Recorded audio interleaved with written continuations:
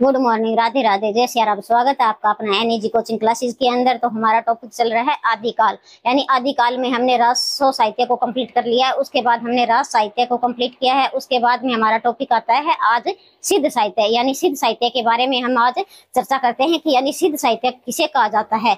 सिद्ध साहित्य यानी 12वीं व 13वीं शताब्दी में पूर्वी भारत में, यानी 12वीं और 13वीं शताब्दी के पूर्वी भारत में बौद्ध धर्म के वर्जियान शाखा होती है, उसके अनुयायियों ने अपने धर्म के सिद्धांतों का प्रचार प्रसार करने के लिए जो साहित्य देश भाषा जन भाषा यानी आम भाषा में जो साहित्य रचा गया था उसे ही क्या कहा जाता है, सिद्ध साहित्य कहते हैं। तो हम सिद्ध साहित्य के बारे में विस्तार से चर्चा करते हैं। यानी सिद्ध साहित्य 12वीं व 13वीं शताब्दी में, देखो 12वीं व 13वीं शताब्दी में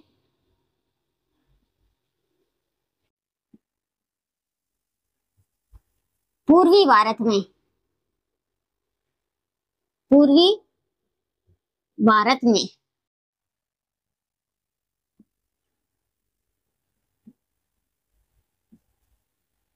बौद्ध धर्म की शाखा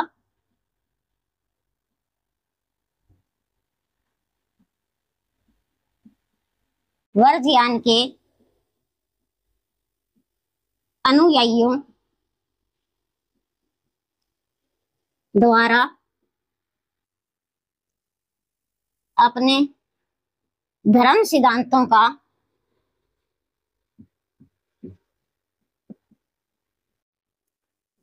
प्रचार प्रसार करने के लिए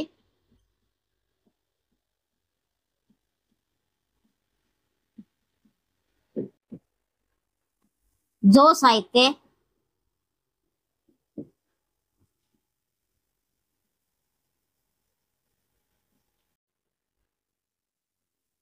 देश भाषा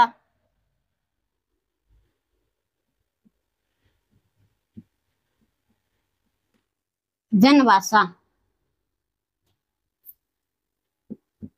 आदि में रचा गया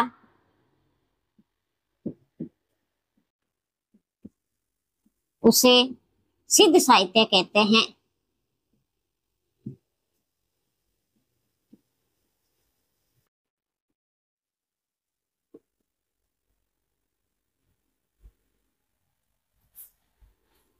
नोट लगाकर लिखो। राहुल साक्रियांत ने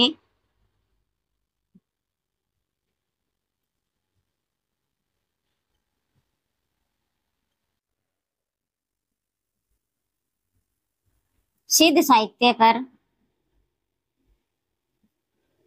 शोध कार्य करते हुए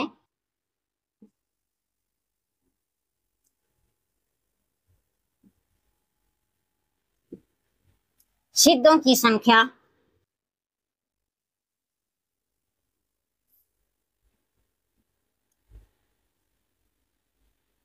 84 मानी है।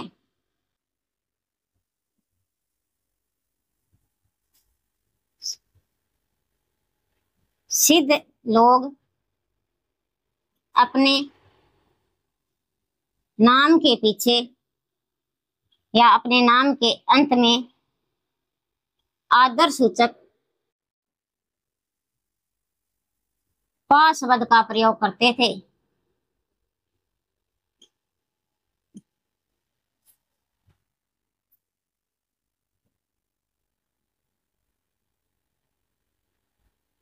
जैसे सरहपा, सबरपा, लोईपा, कन्हपा।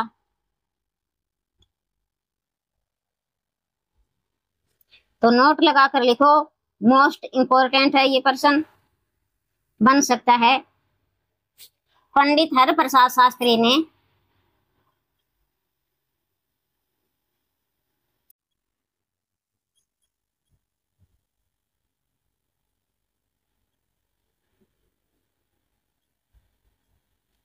सिद्ध साहित्य का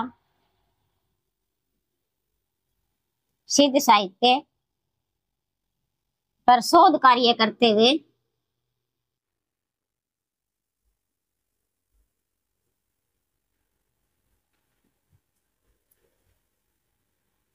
इस साहित्य का संकलन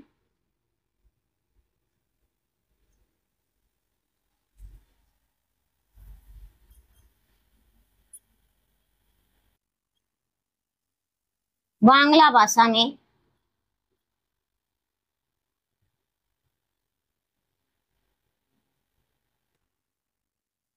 बोधगान ओ दोहा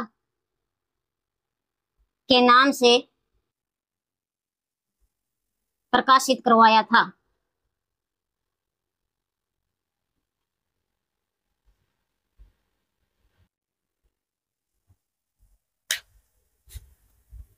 यानी सिद्ध साहित्य यानी 12वीं और 13वीं शताब्दी में, 12वीं और 13वीं शताब्दी में पूर्वी भारत में, यानी किस भारत में? पूर्वी भारत में। यानी पश्चिम भारत में तो जैन या राज थे और पूर्वी भारत में सिद्ध थे। और बौद्ध धर्म की शाखा वर्जयान के अनुयायियों के द्वारा अपने धर्म का प्रचार व प्रसार करने के लिए जो साहित्य हिंदी भाषा या देश भाषा और जन भाषा में रचा गया था। यहाँ हिंदी भाषा भी लिख लेना, हिंदी भाषा और जन भाषा आदि में रचा गया, उसे क्या कहते हैं? सिद्ध साहित्य कहते हैं। राहुल साकृत्यायन के अनुसार सिद्ध साहित्य पर शोध कार्य करते हुए उन्होंने सिद्धों की संख्या कितनी मानी है? सिद्धों की संख्या 84 मानी है। सिद्ध लोग है अपने नाम के अंत में, यानी नाम के पीछे है, वो आदर सूचक पा शब्द का प्रयोग करते थे। किस शब्द का? पा शब्द का। जैसे सरहप्पा, सबरप्पा, लुईपा, कन्नप्पा। और पंडित हरप्रसाद शास्त्री ने, मोस्ट इंपोर्टेंट प्रश्न नेट में भी पूछा गया है और सेकंड ग्रेड में भी ये प्रश्न बन चुका है कि सिद्ध साहित्य पर शोध कार्य करते हुए किस भाषा में, आंसर लिखना है, मैं किस भाषा में, ध्यान रखना, बांग्ला भाषा में। कौन सी भाषा है? बांग्ला भाषा में। बोधगान ओ दोहा के नाम से क्या है? उसको प्रकाशित करवाया था। किसने करवाया था? पंडित हरप्रसाद शास्त्री ने। एक बार आप क्या है स्क्रीनशॉट ले सकते हो।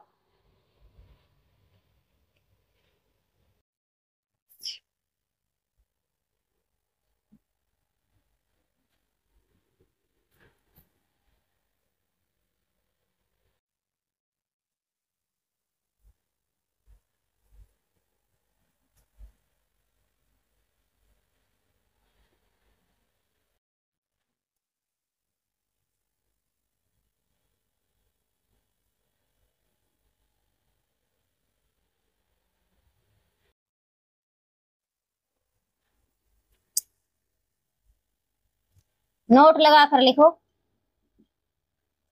आचार्य हजारी प्रसाद द्विवेदी ने, आचार्य हजारी प्रसाद द्विवेदी ने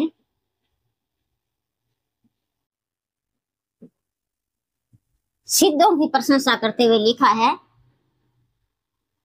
सिद्धों की प्रशंसा करते हुए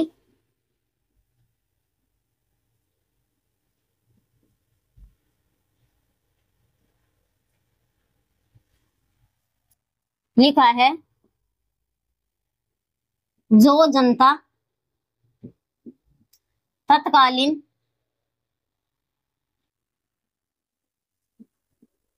नरेशों की स्वेच्छा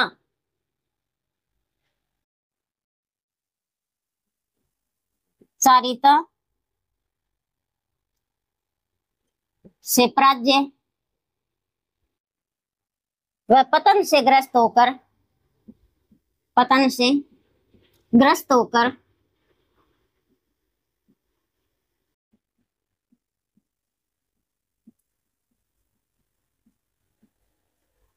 निराशावाद के गर्त में गिरी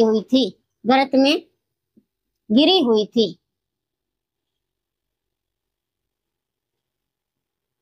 उसी समय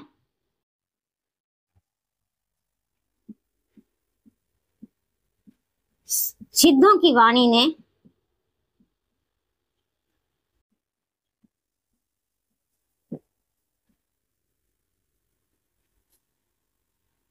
उनके लिए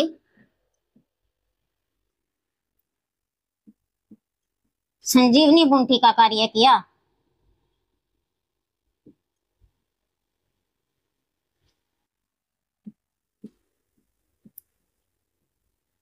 आचार्य हजारी प्रसाद द्विवेदी की परिभाषा है ये मोस्ट इंपोर्टेंट। आगे लिखो, मुनि दत्त विजय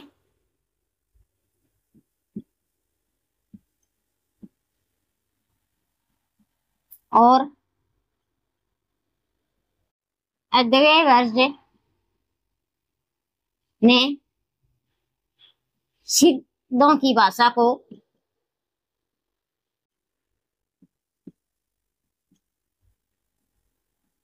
संध्या व सद्य भाषा का है, जिसका शाब्दिक अर्थ है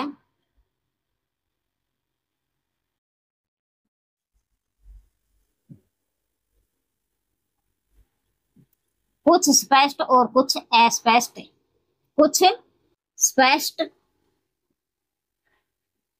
और कुछ अस्पष्ट।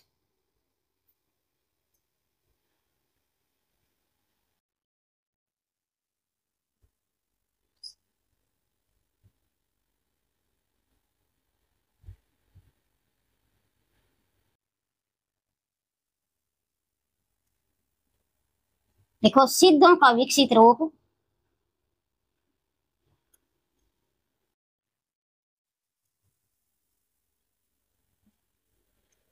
आगे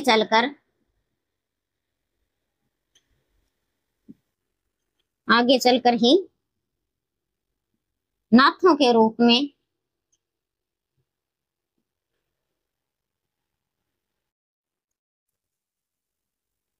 परिवर्तित हुआ।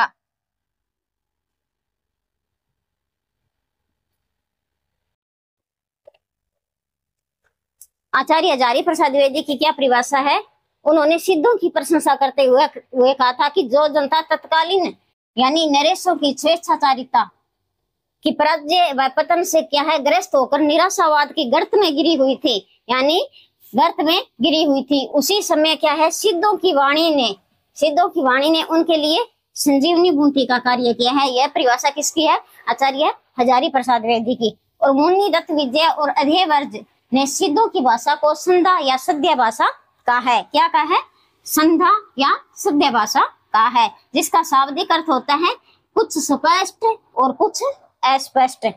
सिद्धों का जो विकसित रूप है वो आगे चलकर क्या है हमें नाथों के रूप में परिवर्तित हो जाता है। सिद्धों का जो विकसित रूप है आगे चलकर नाथों के रूप में भी हमें देखने को मिलता है। तो एक बार आप क्या है स्क्रीनशॉट ले सकते हो।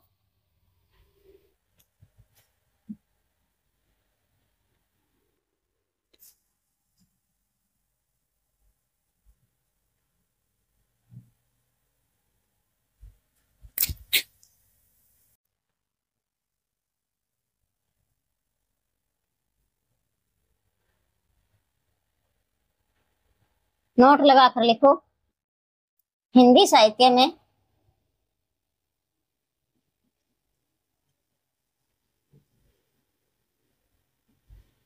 उल्टवासी शब्द सिद्धों के साहित्य में ही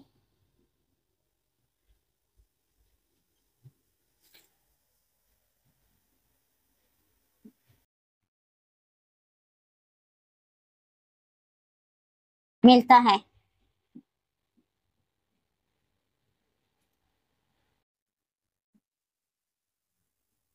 नालंदा व तक्षशिला विश्वविद्यालय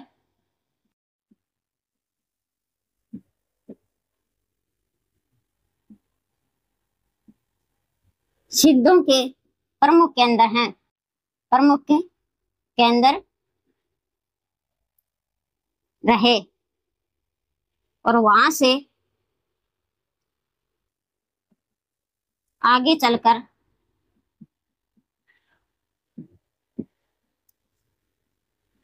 वो बर्मा, वर्तमान में क्या है बर्मा या म्यांमार,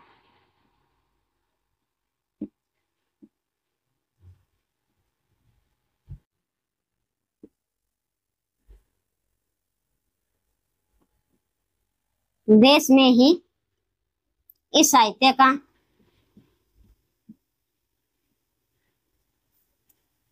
प्रचार प्रसार हुआ।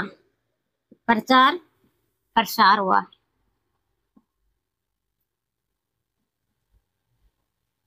तो अब देखते हैं कि सिद्ध साहित्य की विशेषता।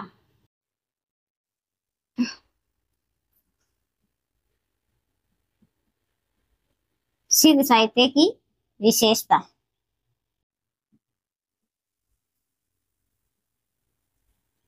तो सिद्ध साहित्य है वो तंत्र साधना पर बल देते थे। देखो सिद्ध साहित्य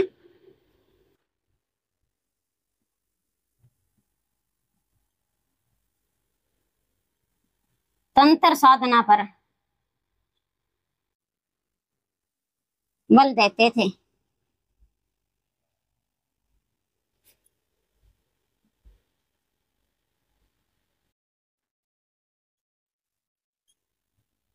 सिद्ध साहित्य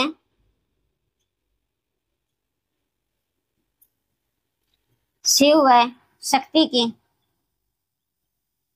युगल उपासना करते थे।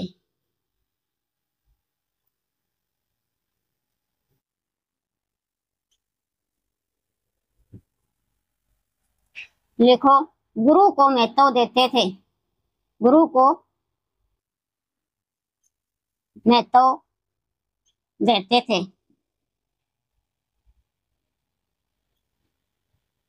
योग साधना और काम साधना पर बल।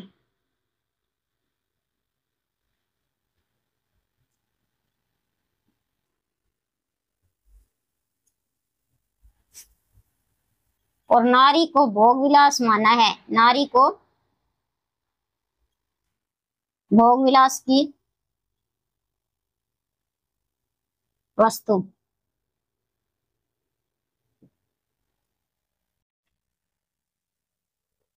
यानी सबसे पहले पूछा जा सकता है कि उल्टवासी शब्द का प्रयोग हमें कहाँ देखने को मिलता है। तो हमें उल्टवासी है वो कहाँ मिलती है? सिद्धों से ही मिलती है। सिद्ध साहित्य में उल्टवासी शब्द का प्रयोग सर्वप्रथम किया गया है। आगे चलकर हमें क्या है, कबीरदास के काव्यों में भी उल्टवासी शब्द का प्रयोग मिलता है। नालंदा व तक्षशिला यानी नालंदा व तक्षशिला विश्वविद्यालय में ये सिद्धों के क्या है, प्रमुख केंद्र हैं। जो वहां से आगे चलकर ये भोट यानी वर्तमान में बर्मा या म्यांमार देश में भी सिद्ध साहित्य का क्या है, प्रचार प्रसार किया था। सिद्ध साहित्य की विशेषता क्या है? ये एक तो क्या है, सिद्ध साहित्य वो तंत्र साधना पर बल देते थे। किस पर बल देते थे? तंत्र साधना पर। सिद्ध साहित्य वो शिव व शक्ति की युगल उपासना करते थे, शिव और शक्ति की। और गुरु को महत्व देते थे। किसको महत्व देते थे?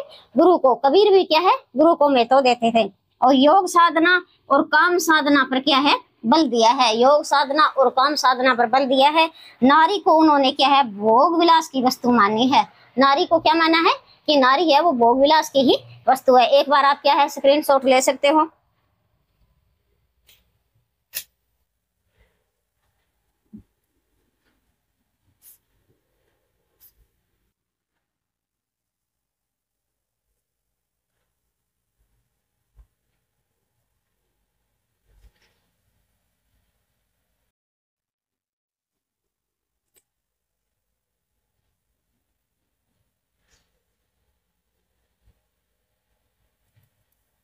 लिखो इस साहित्य में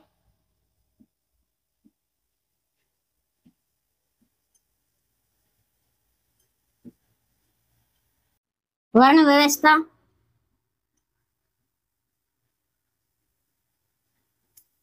और जाति व्यवस्था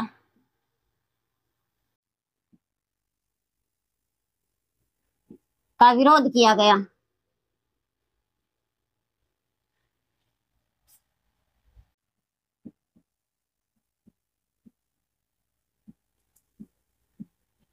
इस साहित्य में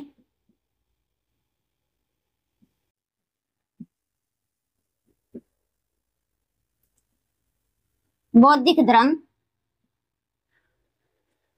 और वैदिक धर्म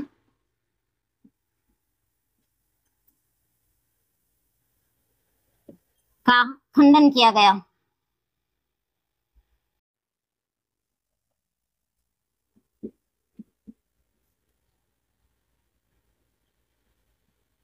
इस साहित्य में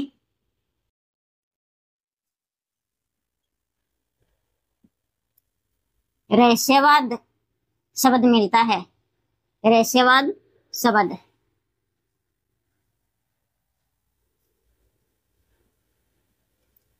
कबीर ने रूढ़ियों का विरोध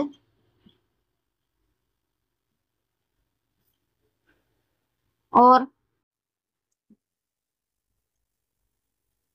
अक्कड़पन सिद्धों की देन मानी जाती है। सिद्धों की देन मानी जाती है।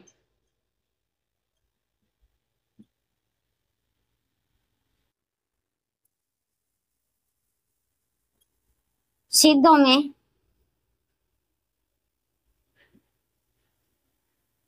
पंच प्रकार की दुष्प्रवृत्ति में देखने को मिलती है।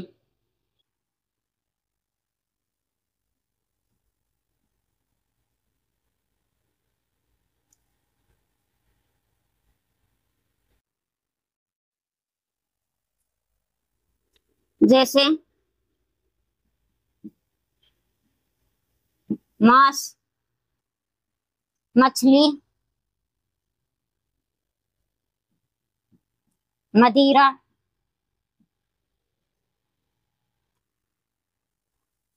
मुद्रा, मैथुन, ये 5 दुष्प्रवृत्तियां सिद्धों में देखने को मिलती है।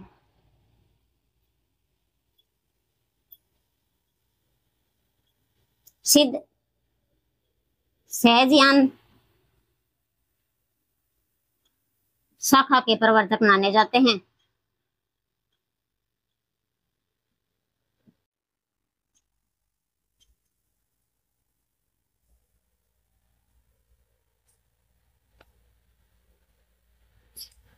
यानी इस साहित्य में क्या है, इस साहित्य में वर्ण व्यवस्था और जाति व्यवस्था दोनों को क्या है, विरोध किया गया है। इस साहित्य में बौद्धिक धर्म और वैदिक धर्म उनका भी क्या है, खंडन किया गया है। कबीर ने रूढ़ियों का विरोध और अक्कड़पन है वो सिद्धों की देन मानी जाती है।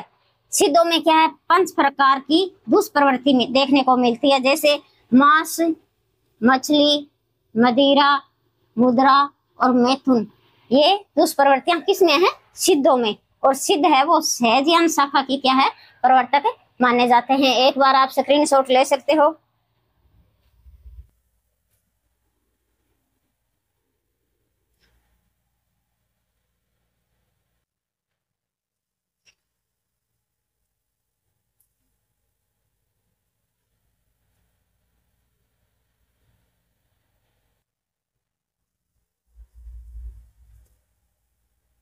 नोट लगा कर लिखो, उपदेश परक साहित्य। उपदेश परक साहित्य सिद्धों में है।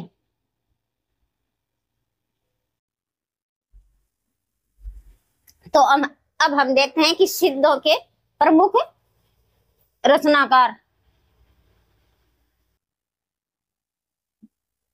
प्रमुख सिद्ध। सबसे पहले सरहपा,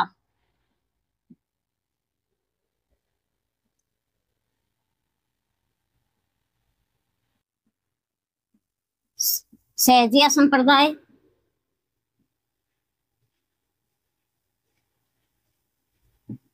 के प्रवर्तक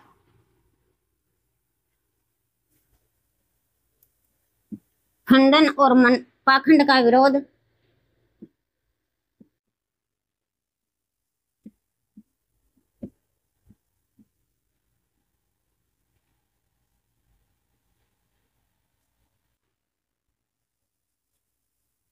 इसकी रचना है दोहा कोश।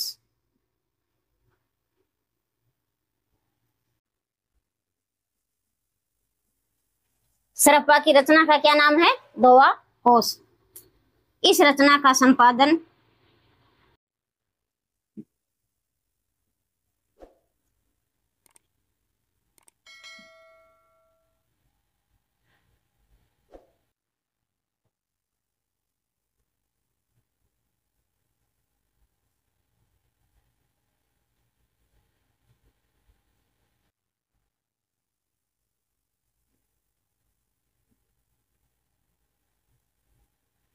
राहुल साक्रियांत ने किया। यानी दोहा कोश ये रचना है, इसका संपादन किसने किया है? राहुल साक्रियांत ने।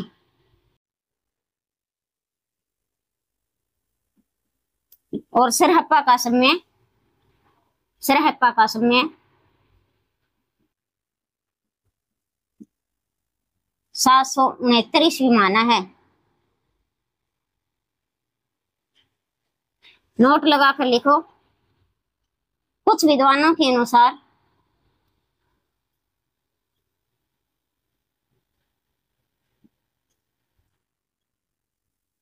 दोहा कोश का संपादन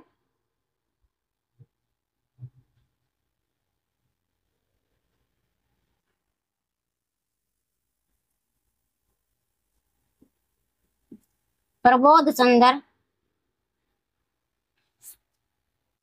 बागची के द्वारा माना जाता है।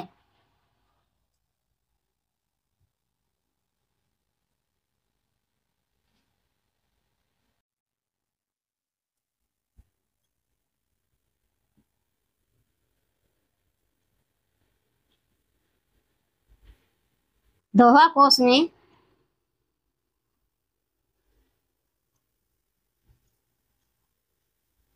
तिलप्पा व कन्हप्पा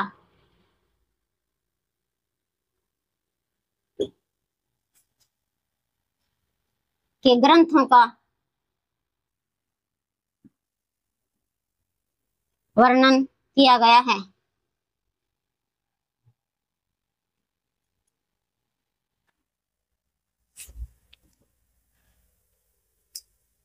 उपदेश परक साहित्य है वो किस में मिलता है? सिद्धों में।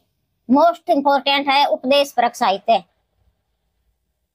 और प्रमुख सिद्ध यानी पहला सिद्ध आता है सरहप्पा।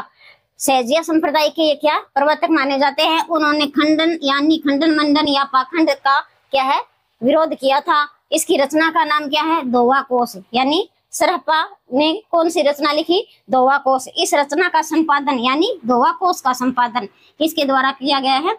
राहुल साक्रियान के द्वारा किया गया है। और सरहप्पा का जो समय माना जाता है वो 769 माना है। राहुल साक्रियांत ने इसका समय कितना माना है? 769 माना है। कुछ विद्वानों के अनुसार कहा जाता है कि दोहा कोश है यानी दोहा कोश का संपादन है वो प्रबोध चंद्र बागची के द्वारा माना जाता है। और दोहा कोश में यानी क्या है? दोहा कोश में तिलप्पा व कन्हप्पा के ग्रंथों का वर्णन मिलता है। तिलप्पा व कन्हप्पा के ग्रंथों का वर्णन हमें किस रचना में मिलता है? दोहा कोश में। तो एक बार क्या है आप स्क्रीनशॉट ले सकते हो।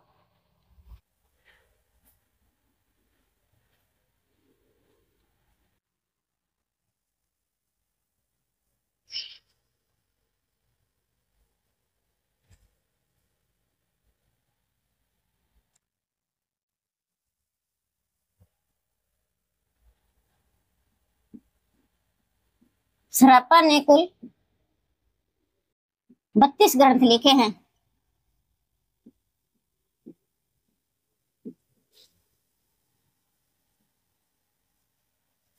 सहजयान के प्रवर्तक हैं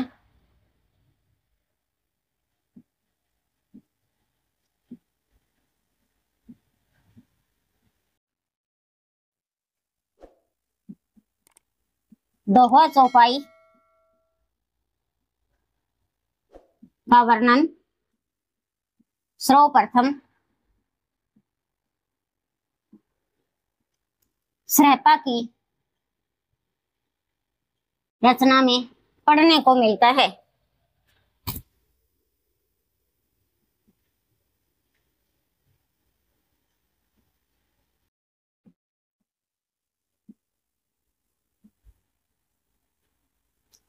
सामान्य मत के अनुसार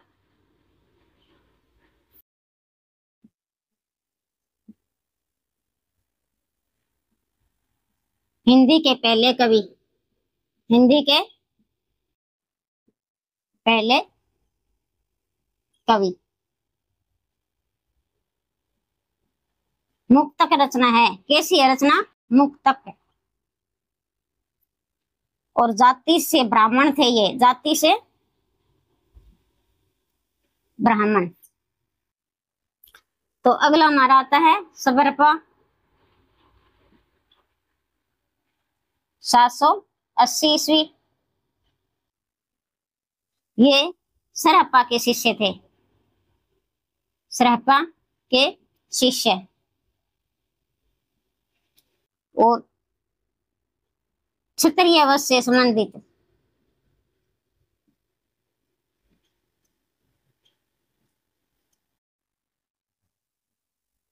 इन्होंने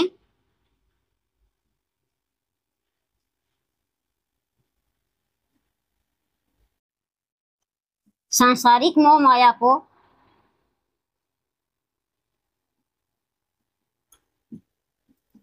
विरोध करके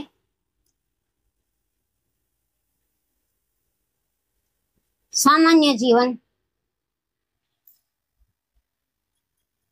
बल दिया।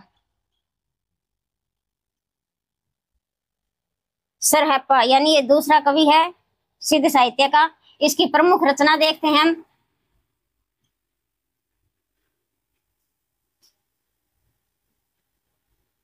चर्यापद,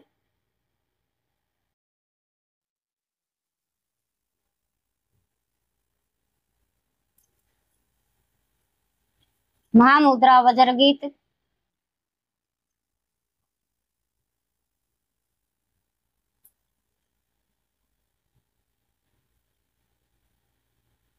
वज्र योगिनी, साधना, ये इनकी 3 रचना है। तो चर्यापद है ये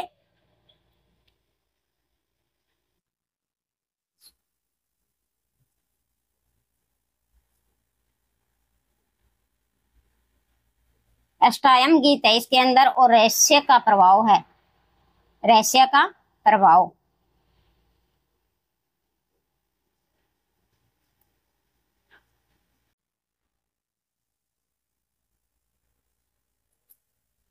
तो अब हम एक बार देखते हैं, यानी अगर सरहप्पा ने कुल कितने ग्रंथ लिखे थे?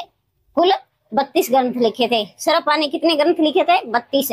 और सहजयान के प्रवर्तक कौन माने जाते हैं? सरहप्पा। यानी दोवा और चौपाई का वर्णन, दोवा चौपाई का वर्णन अगर हमें हिंदी साहित्य में सर्वप्रथम पढ़ने को मिलता है तो वो सरहप्पा की ही रचना में मिलता है। यानी सर्वप्रथम सरहप्पा की रचना में ही दोवा कोश का है वो उल्लेख किया गया है। सर्वमान्य मत के अनुसार हिंदी साहित्य का पहला कवि कौन सा है? सरहप्पा। सर्वमान्य मत के अनुसार भी हिंदी साहित्य का पहला कवि है वो सरहप्पा है। और राहुल साकृत्यायन ने भी हिंदी का पहला कवि किसको माना है? सरहप्पा माना है। और राहुल साकृत्यायन ने इसका समय है वो 769 ईस्वी माना है, और सिद्धों की संख्या उन्होंने 84 मानी है। अब ये कैसी है? ये मुक्तक रचना है, और जाति से ब्राह्मण थे।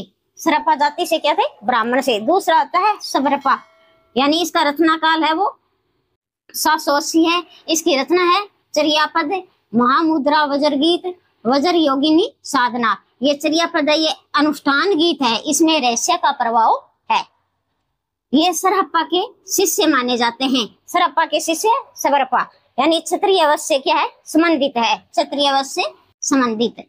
इन्होंने क्या है? सांसारिक मोह माया का विरोध करके सामान्य जीवन पर बल दिया है। यानी सांसारिक मोह माया का विरोध करके सामान्य जीवन पर बल देने वाला सरहप्पा है। तो एक बार आप क्या है स्क्रीनशॉट ले सकते हो।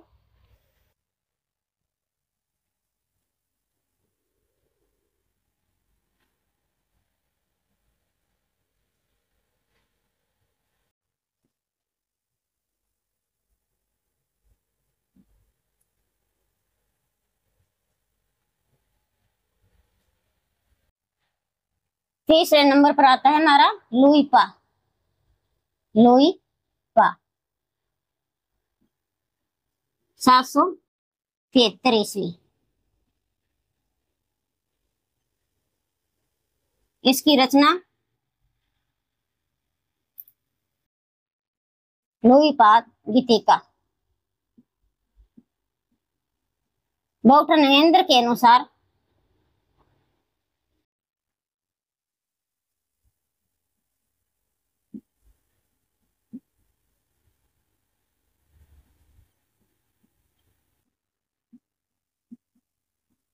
चौरासी सिद्धों में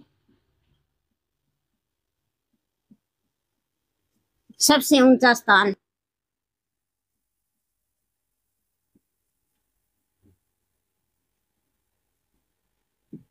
चौरासी सिद्धों में सबसे ऊंचा स्थान किसका माना है? लोईपा का। यानी लोईपा के सिद्धांतों से प्रभावित होकर लोईपा के सिद्धांतों से प्रभावित होकर उड़ीसा के तत्कालीन राजा और मंत्री उनके शिष्य बन गए।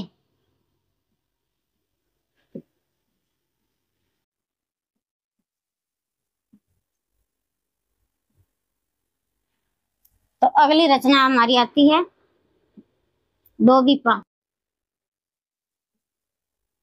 780 ईस्वी में।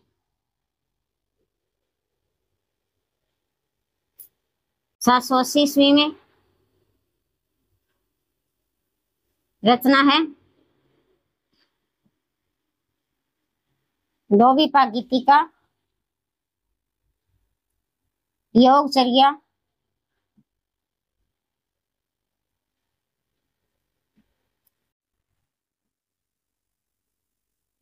अक्षर द्विकोपदेश,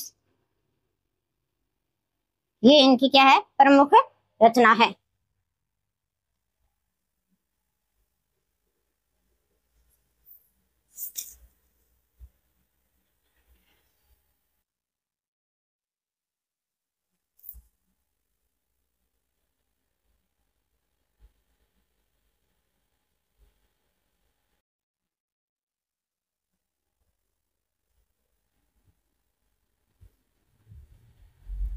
क्षत्रिय वंश से संबंधित है ये, क्षत्रिय वंश से संबंधित।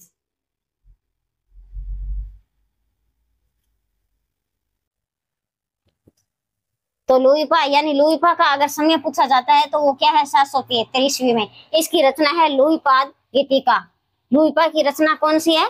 लोईपा गीतिका। यानी डॉक्टर नगेंद्र के अनुसार जो 84 सिद्ध है उनमें सबसे ऊंचा स्थान पूछा जाता है तो वो किसका है?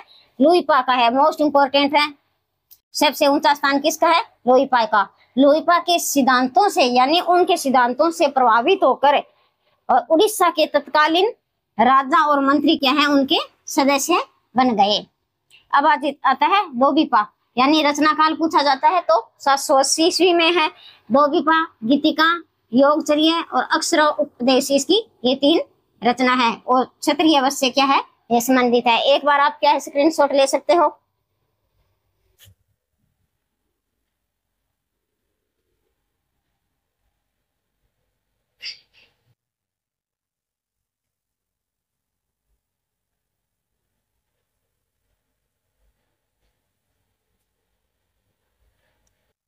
अगला हमारा आता है कन्हप्पा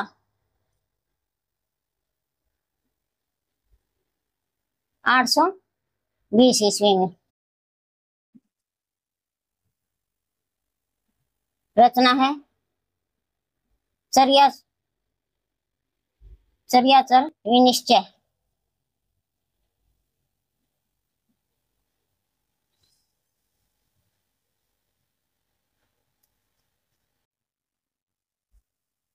और कन्हैपाद गीतिका, इनकी ये 2 रचना है और ये कर्नाटक के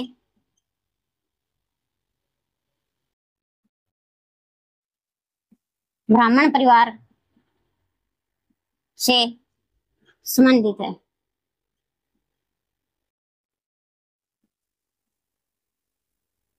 इन्होंने कुल 74 ग्रंथ लिखे हैं। कुल ग्रंथ कितने हैं? 74 ग्रंथ। दर्शन शास्त्र पर आधारित, दर्शन शास्त्र पर आधारित।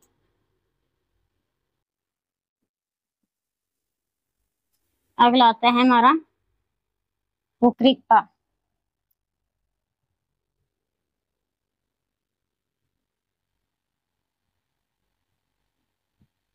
गुरु है चरपटिया।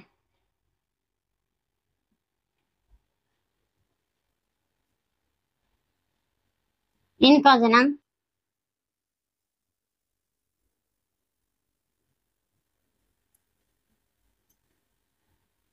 कपिलवस्तु में ब्राह्मण परिवार में हुआ था।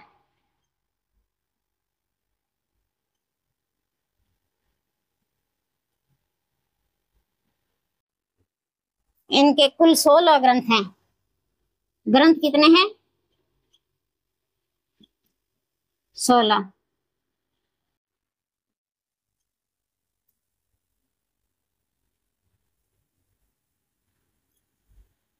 योग भावना,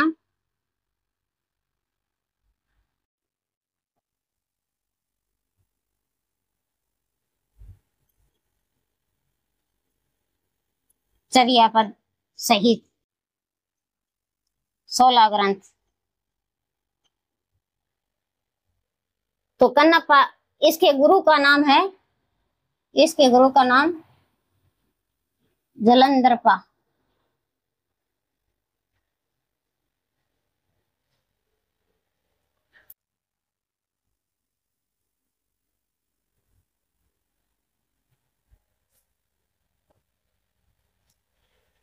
यानी कन्नप्पा, कन्नप्पा का समय पूछा जाता है तो हमारा आंसर रहेगा 820 है। और इसके गुरु कौन है? जलंधरप्पा। रचना पूछी जाती है तो चर्याचय या विनिश्चय, और दूसरी है कन्हैपाद गीतिका। ये कर्नाटक में ब्राह्मण परिवार से संबंधित है। किससे? कर्नाटक में ब्राह्मण परिवार से संबंधित है। इनका कुल ग्रंथ पूछे जा सकते हैं। कुल ग्रंथ कितने हैं? 74 ग्रंथ हैं, जो दर्शन शास्त्र पर आधारित है। मोस्ट इंपोर्टेंट, यानी कन्हप्पा के जो ग्रंथ है वो किस पर आधारित है? तो हमारा आंसर रहेगा दर्शन शास्त्र पर। कुकृप्पा, यानी इसके गुरु है वो चरपटिया। इनका जन्म भी क्या है? कपिलवस्तु के ब्राह्मण परिवार में हुआ था। और इनके कुल 16 ग्रंथ हैं। कितने ग्रंथ हैं? कुल 16 ग्रंथ हैं। और अगर रचना पूछी जाती है तो योग भावना उपदेश और चर्यापद सहित कितने ग्रंथ हैं? 16 ग्रंथ हैं। तो एक बार आप क्या है स्क्रीनशॉट ले सकते हो। तो आज हमने क्या है, जो सिद्ध साहित्य है उसकी विशेषता देख ली है, और इसकी जो मोस्ट रचना है इंपॉर्टेंट वो रचना देख लिया। उन रचना में कौन कौन सी विशेषता है वो सारी आज हमने चर्चा कर ली है। तो आज का हमारा टॉपिक है यहीं तक। मिलते हैं नेक्स्ट वीडियो में, तब तक के लिए धन्यवाद। जय हिंद, वंदे मातरम।